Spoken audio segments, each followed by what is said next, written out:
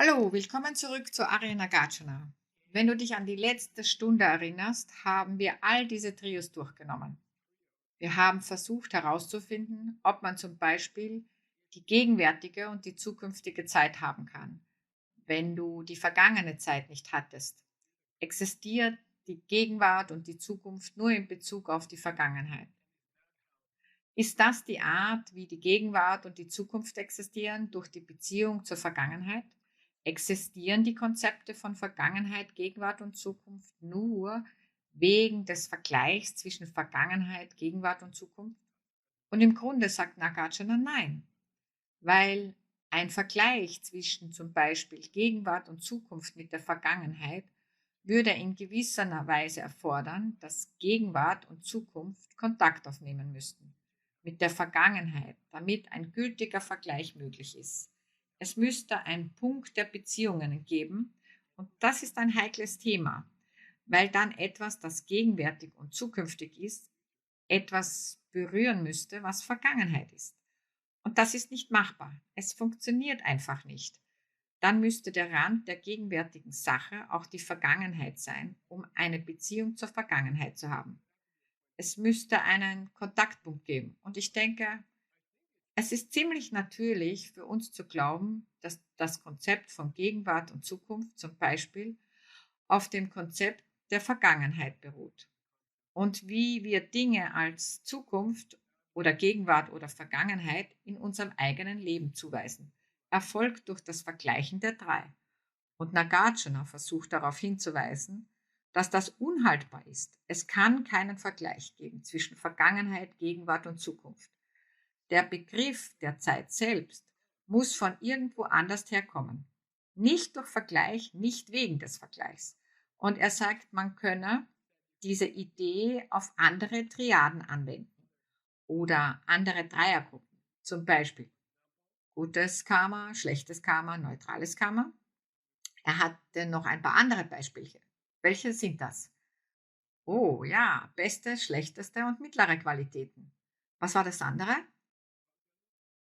Oh ja, auch eins, zwei und drei hängen von einem Vergleich ab. Und wir neigen dazu, von Natur aus zum Glauben, zum Beispiel, dass der Unterschied zwischen eins und 2 und 3 von dem Vergleich der drei abhängt. Und Nagarjuna versucht zu sagen, das ist gar nicht möglich. Woher kommt also das Konzept eines Zeitverlaufs? Wie kann die Zeit von 1 zu 2 Uhr gehen, wenn nicht durch Vergleich? Woher kommt das? Wir werden der Sache auf den Grund gehen. Wir werden der Antwort auf den Grund gehen. Aber zuerst hat er uns zwei Dinge versprochen. Er wird die Konzepte der Zeit untersuchen von nicht-buddhistischen Schulen, von Nagarjunas Zeit. Es wäre also so, als würden wir darüber reden, wie moderne Physiker über Zeitdenken zu Nagarjunas Zeit. Wenn er eine saftige Debatte führen wollte, würde er über die Idee der Zeit sprechen, zum Beispiel in der Sankhya-Hindu-Schule oder so ähnlich. Und dann, indem sie ihre Vorstellung von Zeit diskutieren, würden unsere Vorstellungen von Zeit klarer werden. Er verspricht also zunächst eine Diskussion über die Zeit aus anderen Traditionen. Und dann sagt er, dann lasst uns das Konzept der Zeit betrachten, in anderen Traditionen des Buddhismus, in anderen als der mittlere Weg.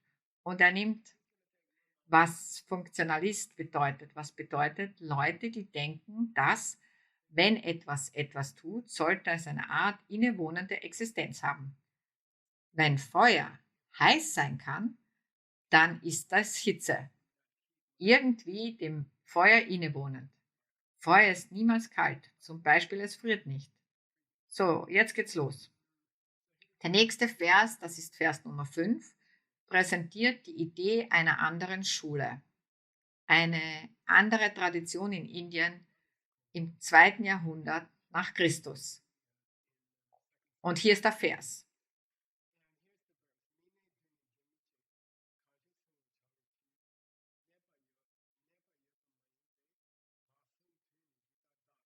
Wenn du Gott sagst, GDAGS oder irgendeine Variation davon siehst, musst du automatisch misstrauisch sein. Was bedeutet das?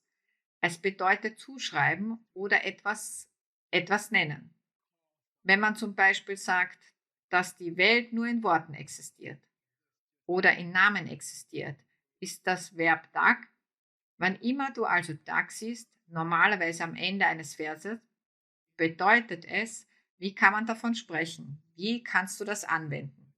Wie kann man sich darauf auf diese Art und Weise beziehen? Das heißt, oder oft fälschlicherweise. Also, hier ist die aktuelle Debatte. Chendere bedeutet andere Traditionen des alten Indiens. Vielleicht, die sagen ja, die hinduistische Tradition. Sie kommen zu Nagarjuna und sie sagen, die Zeit existiert in und aus sich selbst. Sie ist keine Schöpfung unseres Geistes, sie ist keine Schöpfung unserer karmischen Samen, es ist nicht einmal eine Schöpfung des Vergleichs zwischen den Zeiten. Sie existiert in und aus sich selbst heraus. Die Zeit existiert auf eine bestimmte messbare Weise und sie ist nicht relativ. Man kann also sagen, die Wissenschaft von Einstein richtig, Newtonsche Mechanik, die Zeit hat eine bestimmte Definition. Warum?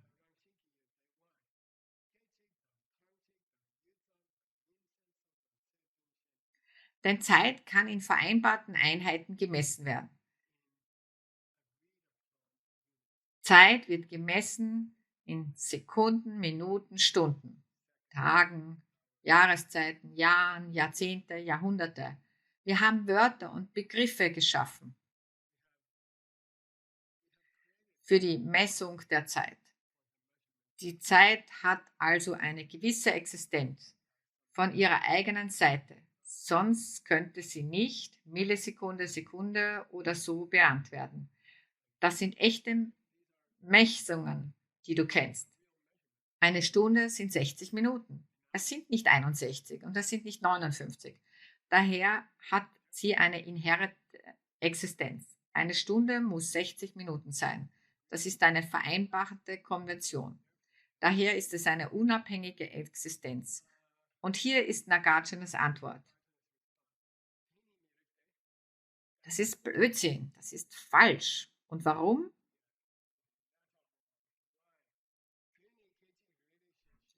Wenn man darüber nachdenkt, vergeht die Zeit in flüchtigen Millisekunden.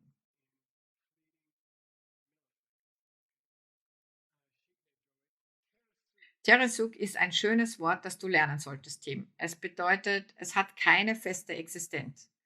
Es ist ein schönes poetisches Wort, das bedeutet, es hat keine feste Existenz.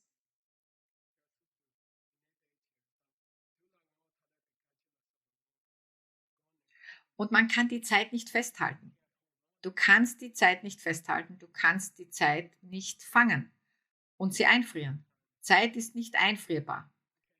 Zeit kann nicht, man kann nicht eine bestimmte Millisekunde fassen und sagen, das ist eine Millisekunde. Sie ist zu flüchtig, sie ist zu Anderzug, um sie überhaupt substanziell nennen zu können.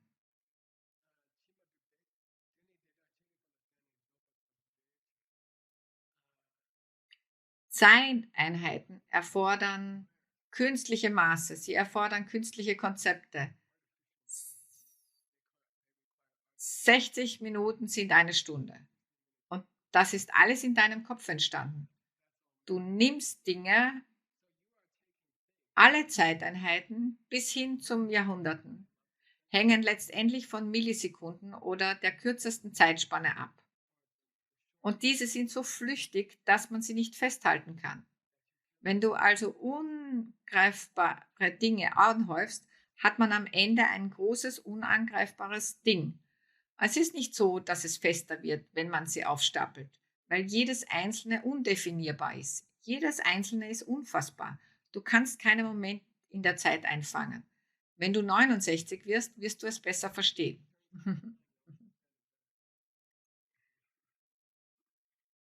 Dann sagt der andere Typ eine sehr schöne Sache. Das sind alles sehr anregende Gedanken. Wenn du Zeit hast, sind sie großartig für Gespräche in einer Lerngruppe oder für die Meditation für dich allein. Und das hier sagt er. Konaway. Nun, hier ist der Gedanke einer anderen Schule. Und sie sagen,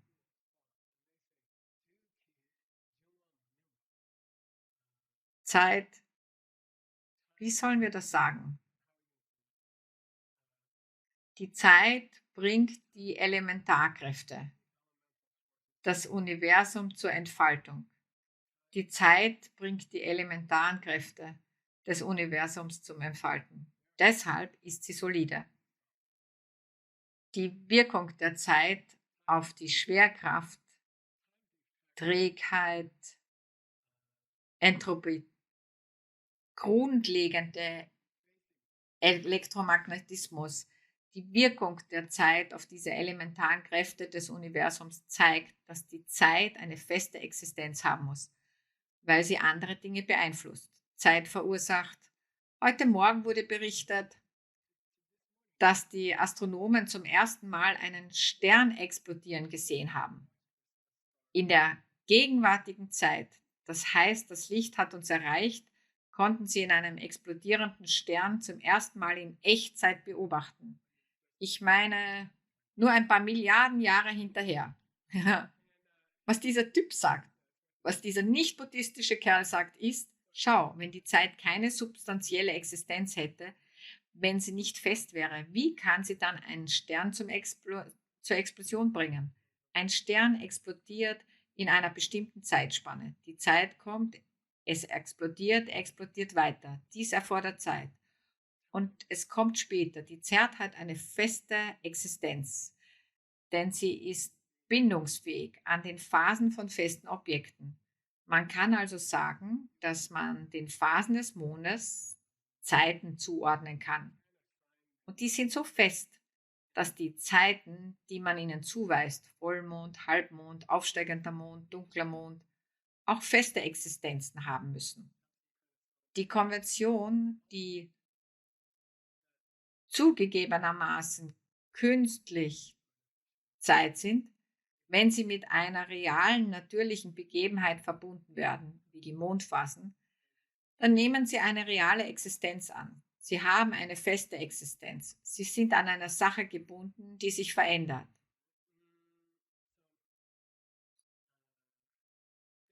Nagarjuna will das nicht annehmen. Und er sagt, nein, nein, nein, du versuchst darauf hinzuweisen, zum Beispiel eine Veränderung der Mondphase. Du versuchst zu sagen, dass eine bestimmte Zeit ein Halbmond zu einem Dreiviertelmond wird. Du machst eine künstliche Grenze zwischen einem Halbmond und einem Dreiviertelmond.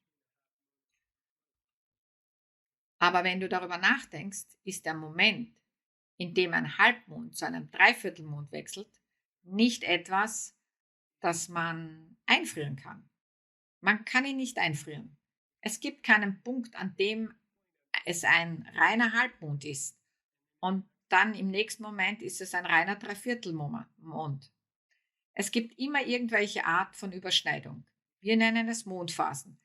Er geht über den Dreiviertelmond. Es gibt keine feste Linie, wo man sagen kann, es ist jetzt der Dreiviertelmond. Du kannst es online nachschauen. Und da steht, der Mond wird heute um 3:05 Uhr seine Phase ändern.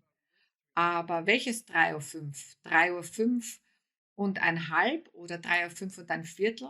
Und dann welches 3:05 Uhr und ein Viertel?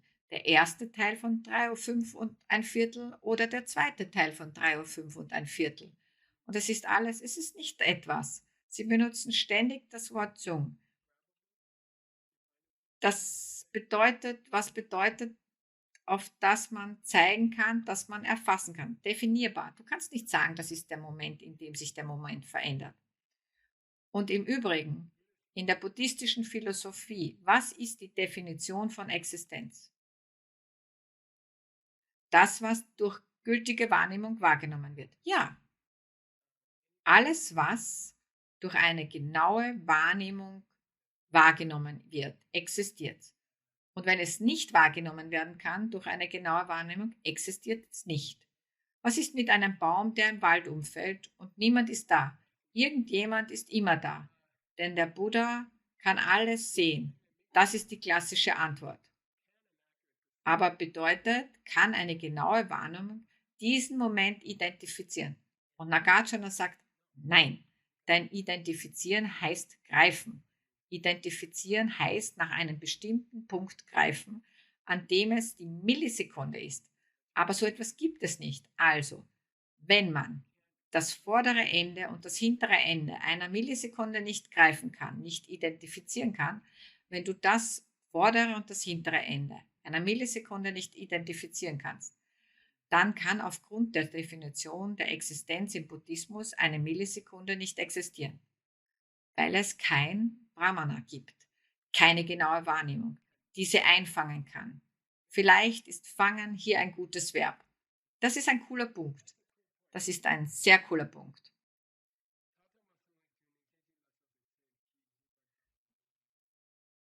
Hm. Und wenn du nicht einmal eine einzige Millisekunde der Zeit identifizieren kannst, wie willst du dann den Unterschied zwischen Vergangenheit und Gegenwart und Zukunft beschreiben? Weil das von einem Moment abhängt, in dem die Dinge von der Vergangenheit in die Gegenwart oder von der Gegenwart in die Zukunft wechseln. Wenn es keinen Punkt gibt, an dem Vergangenheit in die Gegenwart wechselt und wenn die Gegenwart niemals Kontakt mit der Vergangenheit aufnimmt, kann es keinen Kontaktpunkt geben, der beobachtbar ist. Dann ist die Zeiteinteilung selbst in Vergangenheit, Gegenwart und Zukunft künstlich und willkürlich und sie existieren nicht von ihrer eigenen Seite aus. Cool? Ich habe versucht, ein Foto zu bekommen. Ich liebe es wirklich, diese Bilder zu finden. Ich könnte den ganzen Tag damit verbringen. Meine Frau wundert sich, was ich da mache. Ich habe ein Bild gefunden für dieses hier. Das gefällt mir. Die Zeit ist wie im Flug vergangen. Die Zeit fliegt aus dem Vogelkäfig. Du kannst sie nicht fassen. und, und sagen, das ist die Gegenwart oder das ist die Vergangenheit oder das ist, wenn die Gegenwart in die Vergangenheit verlagert. Es ist nicht greifbar. Du greifst und schon ist es weg. Es macht mir also Spaß, diese Bilder zu finden. Jetzt haben wir den zweiten Teil erreicht. Was war das? Wir haben andere Traditionen des alten Indiens diskutiert, ihre Vorstellung von Zeit und was er uns als nächstes versprochen hat. Ja, wie war es mit den eigenen unserer eigenen Gruppe, die nicht zum mittleren Weg gehören? Was ist mit den ersten drei Gruppen? Er behandelt die ersten drei Gruppen zusammen. Abhidharma, Sutrist und nur Geistschule, die man die Funktionalisten nennt. Sie alle glauben, dass etwas real ist, wenn es eine Art von Funktion hat. Also fragt er, wie denken Sie über Zeit? Und wie können wir Löcher in Ihre Vorstellung von Zeit bohren? Das ist ziemlich genau das, was Nagarjuna mit seiner Zeit macht, wenn es eine schöne Zeit gäbe. So ist es also. Und übrigens, nur für euch, die Frage der Zeit ist ein sehr einzigartiger Umstand, wo die vierte Schule und die erste Schule übereinstimmen und die zweite und die dritte nicht. Die Idee, dass Zeit ein funktionierendes Ding ist oder speziell die Vergangenheit und die Zukunft, die Idee, dass die Vergangenheit was tut, wird nicht akzeptiert von Schule Nummer 2 und wird nicht akzeptiert von Schule Nummer 3. Aber sie wird akzeptiert von der Abhidharma-Schule und dem mittleren Weg. Es ist also ein seltener Fall, wo Abhidharma mit dem mittleren Weg übereinstimmt. Und dann, was du im nächsten Atemzug zu sagen hast, ist immer aus verschiedenen Gründen. Wie auch immer, streiche das. Jetzt geht's los.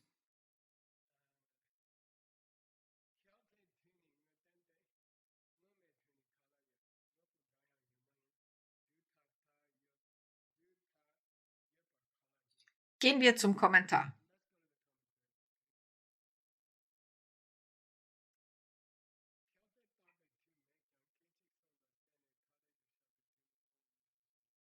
Jemand sagt, ich stimme zu, dass es so etwas wie Zeit nicht gibt, die unveränderlich ist. Soweit stimme ich mit dir überein. Aber man kann verschiedene Zeiten angeben, wie Vergangenheit, Gegenwart und Zukunft, basierend auf Momenten. Du kannst das Konzept einer Sekunde oder eines Augenblicks nehmen und darauf basierend, man kann künstlich die Vergangenheit von Gegenwart und die Gegenwart von der Zukunft trennen. wenn wir uns alle einig sind, dass wir eine Idee namens Sekunde oder Stunde nutzen können. Dann können wir Dinge unterteilen. Dies geschah um 3 Uhr, dies geschah um 4. Wir können mit künstlichen Messungen, die von Menschen geschaffen wurden, die Zeit auf diese Weise beschreiben. Das ist in Ordnung. Dies ist eine Idee der unteren 3 Schulen.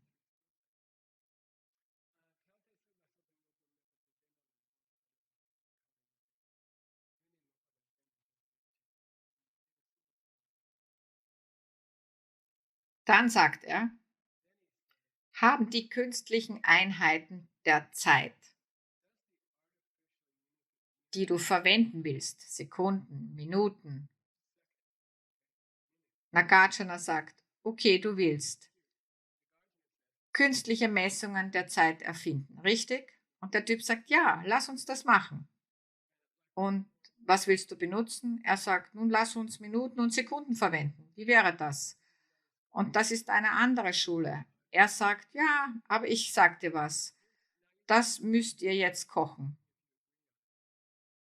Ihr müsst jetzt sehen, ob ihr damit einverstanden seid. Aber Nagarjuna sagt, diese künstlichen Einheiten der Zeit, die er auch ausdenkt und auch die wir uns durch Verwendung von Konventionen einigen, durch gegenseitige Übereinkunft, sie existieren nur relativ zu einer beobachtbaren Einheit. Man kann nur Minuten, Stunden und Tagen sagen, relativ zu den wechselnden Mondphasen oder der Zeit, die die Sonne braucht, um auf und unter zu gehen. Es ist nur durch relativ zu beobachtbaren tatsächlichen Einheiten, durch die man eine künstliche Einheit namens Stunde oder Tag oder Monat haben kann. Der Monat, wie du weißt, richtet sich nach den Mondphasen. Der Tag richtet sich nach den Phasen der Sonne.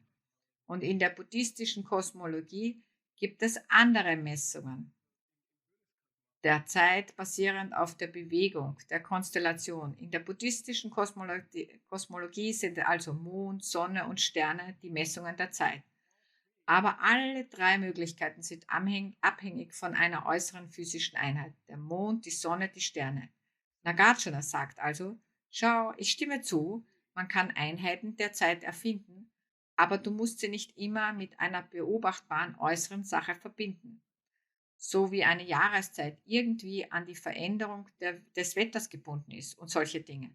Also sagt er, tun Sie das nicht immer? Und dann sagen die anderen Jungs, ja, jetzt wo du das erwähnst, die künstlichen Einheiten der Zeit, die wir geschaffen haben, wurden geschaffen relativ zu, sie müssten verknüpft werden mit einer sich einer funktionierenden Änderung im Außen. Und dann sagt er, nun, sagt Nagarjuna, da die von außen beobachteten Einheiten, die man mit der Zeit verknüpfen will, nicht aus sich selbst heraus existieren, dann existieren auch die Zeit nicht, die man mit ihnen verknüpft ist. Wenn der Mond nicht von seiner eigenen Seite aus existiert, dann kann die Zeit, die künstliche Konvention namens Monat, die du mit diesem Ding verknüpft hast, auch nicht real sein. Weil das Ding, von dem eine Eigenschaft ist, nicht real ist. Wenn das Gefäß nicht real ist, dann ist die grüne Farbe des Gefäßes auch nicht real. Wenn der Mond nicht real ist, dann ist die künstliche Messung Mond basierend auf dem Mond, der diese Eigenschaft teilt, auch nicht real. Das bedeutet, dass Nagarjuna beweisen muss, dass der Mond nicht real ist. Das ist also eine andere Geschichte. Aber er sagt, können wir uns auf der Theorie darauf einigen, dass wenn der Mond nicht real ist, dann kann die künstliche Messung Monat, die man schafft, basierend auf der Bewegung des Monats, auch nicht real sein. Wenn du eine Konvention erstellst, die auf der Aktivität eines anderen Objekts beruht, dann, wenn die Aktivität des anderen Objekts nicht von seiner eigenen Seite kommt, wenn es eine Fertigung deines Geistes ist, aufgrund deiner karmischen Samen, dann können wir nicht auch sagen, dass die Zeit auch so sein muss. Wenn es eine Eigenschaft des Objektes ist, wenn die Zeit eine Eigenschaft des Mondes ist und der Mond nicht vom Mond kommt, können wir dann nicht sagen, dass die Zeit, die auf dem Mond passiert, auch von dir kommen muss? Und das ist eigentlich kein Maß, ein unabhängiges Maß, Sie existiert also nicht. Und außerdem, es gibt einen Kontaktpunkt zwischen dem Mond und einem Monat. Die Monate hängen von der Bewegung des Mondes ab. Ja. Gibt es eine Beziehung zwischen ihnen oder nicht? Ja. Sieht die Idee Monat in Verbindung mit dem Mond? Ja. Gibt es eine Kontaktstelle? Ja, sonst wäre der Mond mit der Sonnenaktivität verbunden oder der Sternenaktivität. Es muss einen Kontaktpunkt geben. Nun, welcher Teil des Mondes berührt welchen Teil des Monats? Es ist nicht möglich. Der Mond kann nicht an den Mond gebunden werden, denn der Mond selbst ist nicht an etwas gebunden. Es ist sehr schön. Darauf musst du kauen. Hm. Dann, nebenbei bemerkt, kannst du den Satz sehen? Siehst du einen Satz, der beginnt mit? Kannst du das anzeigen?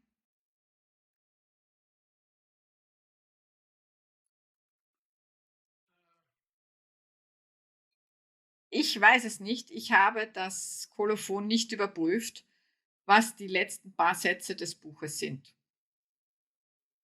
wo er sagt, ich habe das in meinem Haus geschrieben, im Kloster Johnny im Jahre 1747. Aber ich vermute, es war spät in seinem Leben. Johnny Lama war in seinem späteren Leben sehr aktiv. Er schrieb 200 Bücher. Ich glaube, die Hälfte davon hat er in den letzten 10 Jahren geschrieben. Er zog sich zurück ins Retreat und sagte, ich muss das niederschreiben. Ich muss das niederschreiben. Sie werden es nach mir vermasseln. Ich kenne das Gefühl. Er arbeitet also wie ein Verrückter und er bringt diese Bücher heraus, weil er denkt, niemand wird in der Lage zu sein, das nach mir zu machen. Und dann bekommt man frustrierende Sätze wie diesen hier, Tim. Diese ganze Sache mit, diese ganze Präsentation über die Idee der 3 Zeiten. Ich habe die ganze Sache in meinem Kommentar zu den mittleren Weg betreten von Chandrakirti abgedeckt. Er sagt, geh und schau dir meinen Kommentar zu Chandrakirti an. Nicht meinen Kommentar zu Nagarjuna. Ich habe das Ganze schon geschrieben. Ich habe das Ganze schon gemacht. Willst du mehr darüber wissen? Geh und lies mein anderes Buch. Es ist ein bisschen frustrierend, wenn man dieses Buch übersetzt. Ich glaube, dass wir es uns aus moralischen Gründen holen müssen und herausschneiden, um es in den Anhang zu tun. Dann müssen wir es noch einmal übersetzen, wenn wir das Buch übersetzen. Aber trotzdem. Also mache ich immer, wenn er sagt, das habe ich schon in meinem anderen Buch behandelt. Ich fühle mich verpflichtet, es zu finden, es auszuschneiden, es in den Anhang zu tun und zu übersetzen. Wir können das nur machen, weil wir diese großartige Datenbank haben. Erstellt von Opa John, von Großvater Nummer 2. Großvater John Brady. Juhu! Und es ist so einfach, es ist so herrlich. Wisst ihr, in den alten Tagen hätte es viele Tage gedauert. Aber heutzutage, da sitzt man einfach da an meinem Küchentisch und ich sage, hallo Datenbank, sag mir, was hat John Lama über die 3 Zeiten in diesem anderen Kommentar gesagt. Und du kannst es in etwa 30 Sekunden finden. Und du kannst es ausschneiden in weiteren 5 Sekunden. Dann musst du übersetzen. Das dauert genauso lang. Aber es ist sehr cool, es ist unheimlich cool. Deshalb sind diese Mixed Nuts Bücher so wertvoll, meiner Meinung nach. Ich, mm, ich habe ein Beispiel. Ich habe versucht, schlau zu sein, was ich immer versuche. Es gibt da ein Buch und eine Uhr. Und die Idee ist, die Zeit hat nur relativ zu einem äußeren Objekt eine Berührung. Wie alt ist also das Buch? Wann wurde das Buch geschrieben? Wie viele Jahre dauerte es, bis Mixed Nuts das übersetzen? Und Yasso zu einem Mixed Nut und übersetzt? Wie viele Jahre werden vergehen und die Messung des Jahres hat nur Bedeutung in Bezug auf das physische Buch. Das Buch definiert in gewisser Weise die Zeit. Die Phasen der Existenz des Buches definieren die Zeit. Wann hat John Brady es eingegeben? Wann wurde es veröffentlicht? Wann wurde es kostenlos online gestellt?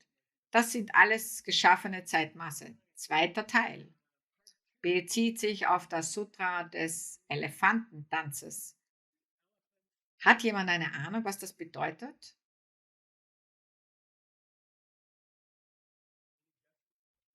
Wir sagten, dass er in jedem Kapitel sagt, hier ist, wo Nagarjuna diese Idee her hat.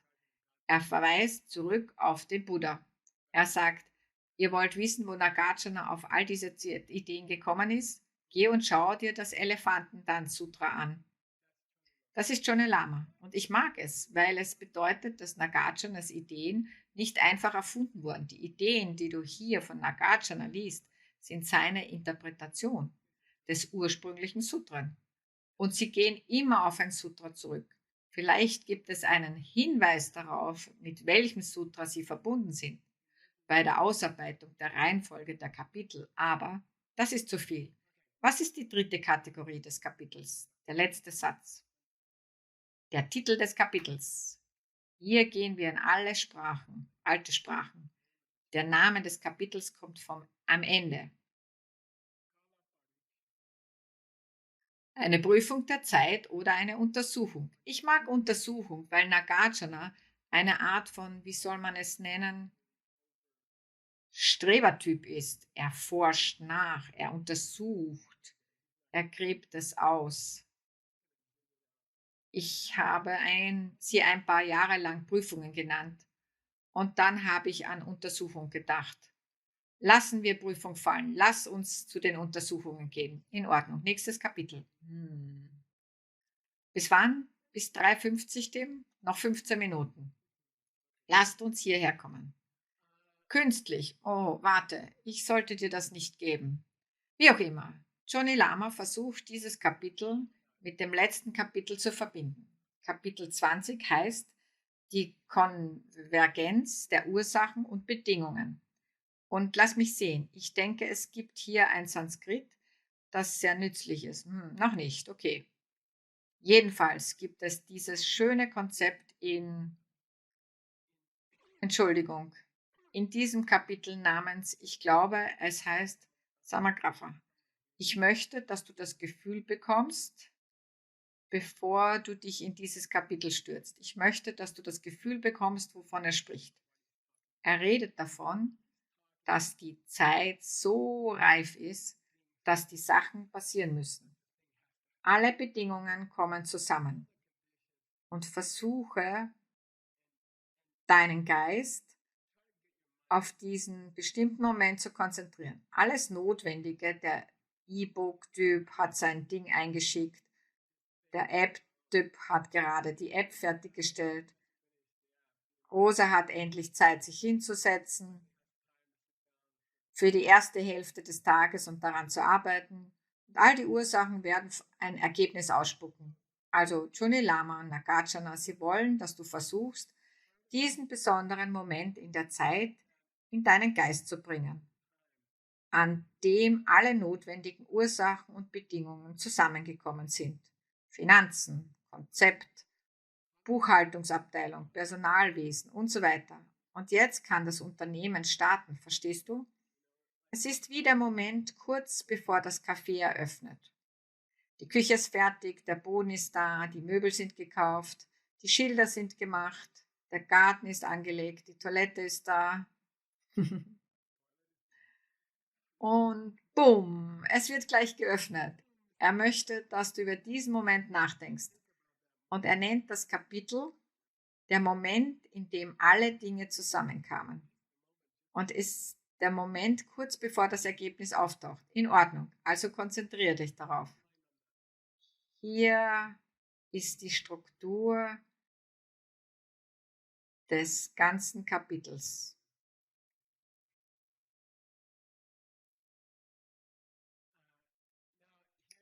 Bist du bereit? Hier ist die Struktur des gesamten Kapitels. Versuche dich auf diesen besonderen Moment zu konzentrieren, wenn alles, was du brauchst, damit etwas passiert, wie die Öffnung des Cafés, endlich zusammengekommen ist. Alles ist fertig. Die Möbel sind gekauft, wir haben Arbeiter gefunden, alles ist zusammengekommen. Konzentriere dich auf diesen Moment. Wie habe ich es neulich genannt? Der vollendete Akt, die vollendete Zusammenkunft, vollendete Konvergenz. All die Ursachen, all die notwendigen Dinge, die geschehen mussten, sind geschehen. Und nun meine Frage an dich. Passiert das, bevor das Ergebnis herauskommt? Passiert das, wenn das Ergebnis herauskommt? Oder passiert das seltsamerweise, nachdem das Ergebnis herausgekommen ist? Öffnest du das Café, nachdem alles fertig ist? Oder öffnest du das Café kurz bevor alles fertig ist? Oder öffnest du das Café, wenn alles fertig ist? Ich denke natürlich, was würden wir sagen? Was haltet ihr davon? Nachdem alles fertig ist. Ja, normalerweise würde man sagen, Gisela, bekomm das Geld zusammen, bevor du es öffnest. Öffne es nicht und besorge dann das Geld. Nichts dergleichen. Übrigens, es gibt Geld und ich habe den Rat von Dr. Chen vor langer Zeit befolgt. Vor 30 Jahren. Ich fragte diesen großen chinesischen Philanthropen, was ist dein Geheimnis? Wie führst du Projekte durch? Er sagte, ich beginne das Projekt, Michael, nachdem ich das Geld habe. Und das werde ich nie vergessen. Ist das nicht die Geschichte hier? Das Café eröffnen, nachdem du das Kapital zusammen hast, und bring es nicht durcheinander. Aber Nagarjuna verlangt von uns, dass wir die beiden anderen Möglichkeiten berücksichtigen. Könnte es möglich sein, dass das Ergebnis eintrifft, wenn die Ursache und die Bedingungen zusammenkommen? Oder könnte es einen Blickwinkel geben, wo die Ursachen und Bedingungen nur zusammengekommen sind, nachdem das Ergebnis eingetreten ist? Könnte es eine Möglichkeit geben, das so zu sehen?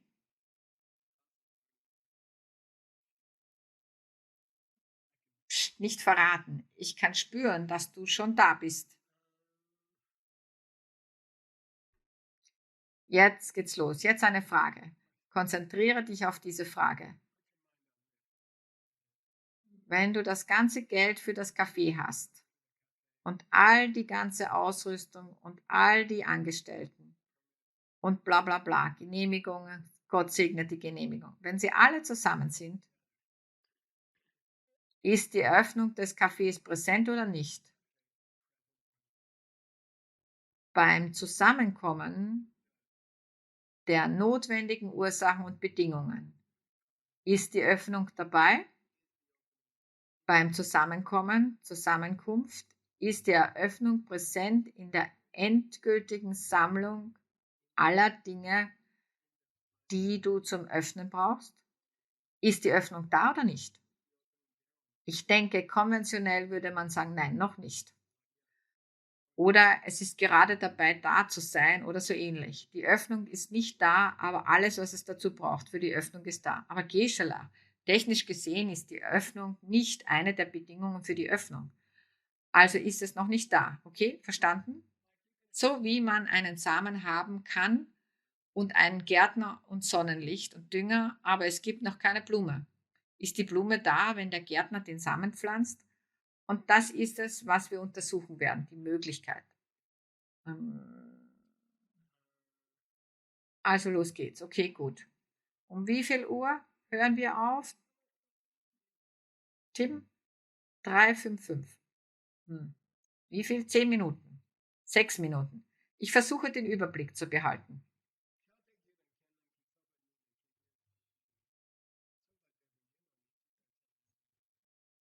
Wenn die Öffnung des Cafés vorhanden ist, im endgültigen Zusammenkommen von allen Ursachen und Bedingungen, warum zum Teufel müssen wir dann das Café öffnen? Es ist schon offen. Es ist so süß, sehr süß. Warum musst du dann das Café aufmachen? Es ist bereits geöffnet. Wenn die Öffnung des Cafés vorhanden ist, beim Zusammenkommen der endgültigen Anforderungen, dann müssen wir das Café nicht öffnen, okay?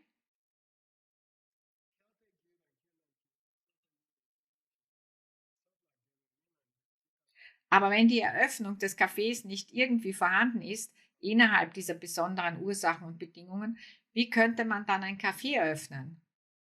Dann würdest du einfach einen Buchladen oder so öffnen. Siehst du, warum sollte ein Café öffnen, wenn alle Ursachen und Bedingungen für die Eröffnung eines Cafés gegeben sind?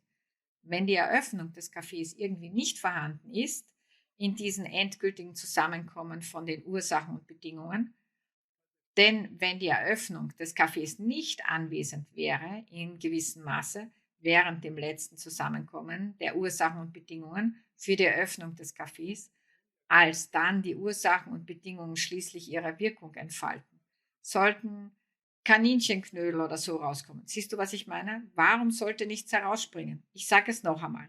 Wenn die Eröffnung des Cafés nicht in gewissem Maße innerhalb der letzten Momente des Zusammenkommens von allen Notwendigkeiten für die Eröffnung des Cafés enthalten ist und wenn sie dann zusammenkommen, warum sollten sie dann ein Café öffnen? Warum sollten sie nicht Kaninchenknödel oder so etwas öffnen? Ich meine, weil es keine Beziehung gibt. Es gibt keine notwendige Beziehung. Es gibt keinen weiteren Grund, warum ein Kaffee herausspringen sollte. Und keine Kaninchenknödel, wenn das Kaffee nicht in gewissem Maße beim endgültigen Zusammenkommen von Ursache und Bedingung präsent ist. Okay, verstanden? Oder zumindest, ich denke, auf Deutsch würden wir sagen, das Potenzial ist irgendwie da. Es gibt mehr Potenzial für ein Kaffee, das daraus entsteht, als das Kaninchenknödel hervorkommen. So etwas in der Art. Jetzt geht's los, okay? Jetzt kommt die Frage.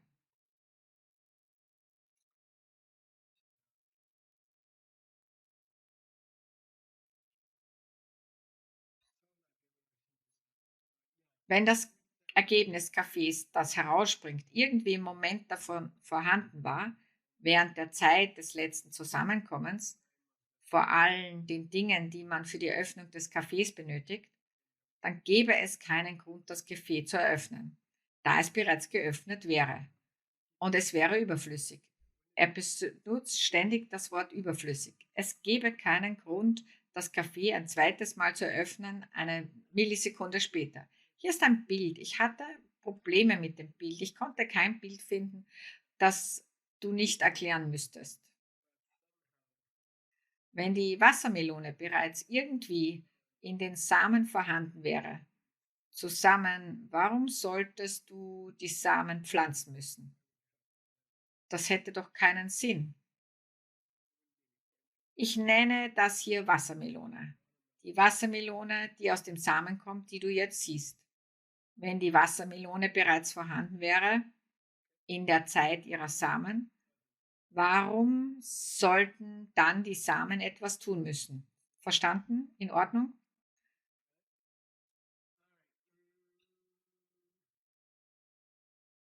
Hm. Und angenommen, das Ergebnis ist nicht irgendwie präsent, nicht einmal als Potenzial in der endgültigen Zusammenkunft der Ursache und Bedingungen. Dann könnten sie niemals wachsen. Und ich weiß nicht, wie verzweifelt habe ich hier einen Apfel bekommen. Du kannst den Apfel sehen, es ist ein Metallapfel. Also er ist nicht aus etwas gewachsen.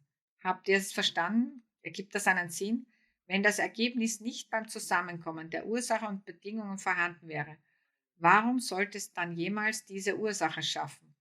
Wenn es nicht irgendwie mit dem endgültigen Zusammenkommen der Ursache und Bedingungen verbunden ist, was bedeutet, dass es schon vorher existiert. Warum sollte dann ein Apfel herauskommen? Warum sollte nicht etwas anderes herauskommen? Und dann gibt es noch ein weiteres tiefes Problem. Nagarjuna kommt immer wieder auf die Idee zurück, wenn die Dinge nicht von dir kommen, wenn die Dinge von ihrer eigenen Seite kommen, können sie sich nicht ändern. Sie haben keinen Grund, sich zu ändern. Ich sage es nochmals. Nagarjuna kommt immer wieder auf dieses Thema zurück, auf dem ihr herumkauen könnt. Wenn das Ergebnis nicht irgendwie in den Ursachen vorhanden ist, wenn das Ergebnis selbst existent wäre, dann könnte es sich nicht ändern. Wenn etwas selbst existent ist, muss es immer dasselbe bleiben, weil seine Existenz nicht abhängig ist von anderen Dingen. Wenn das Glas selbst existent wäre, dann würde es niemals zerbrechen oder es könnte nie hergestellt werden, weil es einfach von selbst existiert. Es existiert nicht wegen einer Fabrik oder ist nicht kaputt gegangen, weil ich es fallen gelassen habe. Es wäre einfach die ganze Zeit gleich. Wenn es sich nicht verändert, ist es nicht selbstexistent. Das wäre dann, mal sehen, ob es eine gute Stelle ist, um aufzuhören. Das ist eine gute Stelle zum Aufhören. Okay, Onkel Tim? Wir machen noch eine Stunde. Ich danke euch, Leute.